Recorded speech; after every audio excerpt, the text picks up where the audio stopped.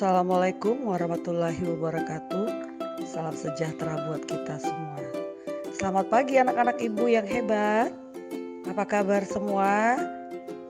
Pasti baik, semangat dan sukacita.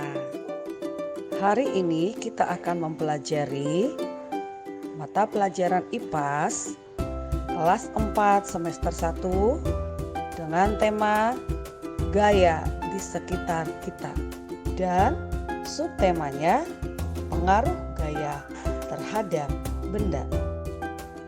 Adapun tujuan pembelajaran kita saat ini, yang pertama mengidentifikasi ragam gaya yang terlibat dalam aktivitas sehari-hari. Yang kedua, memanfaatkan gaya tersebut untuk membantu manusia mengatasi tantangan dalam kehidupan sehari-hari. Anak-anak, tahu tidak apa itu gaya?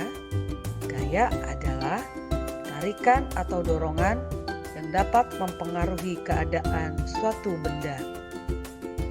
Gaya itu dapat menimbulkan perubahan gerak atau perubahan kecepatan.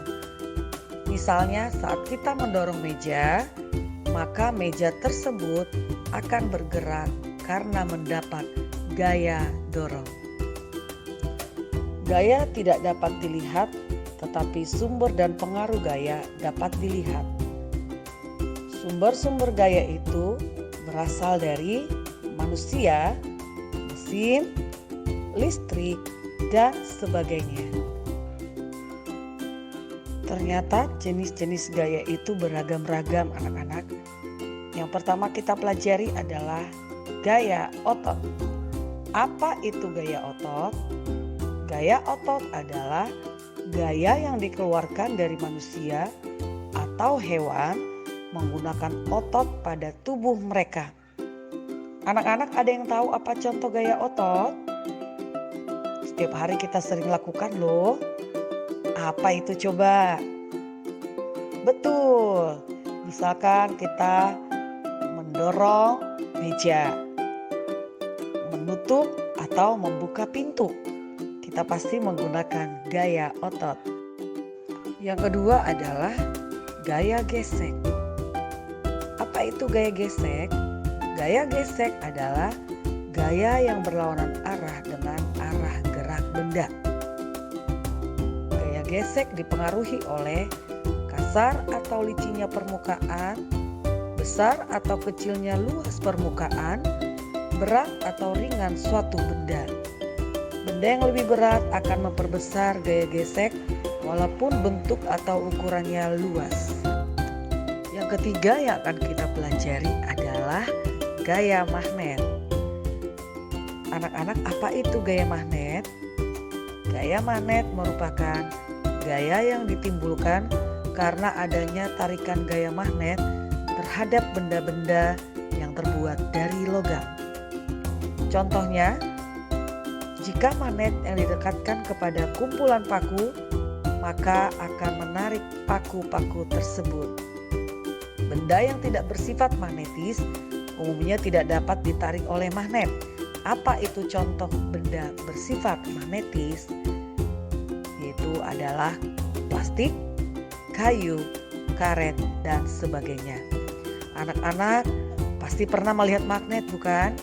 Magnet itu memiliki dua kutub, yaitu kutub utara dan kutub selatan.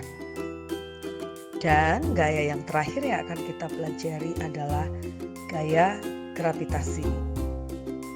Anak-anak tahu tidak, gaya gravitasi itu banyak dimanfaatkan untuk apa? Ya, betul.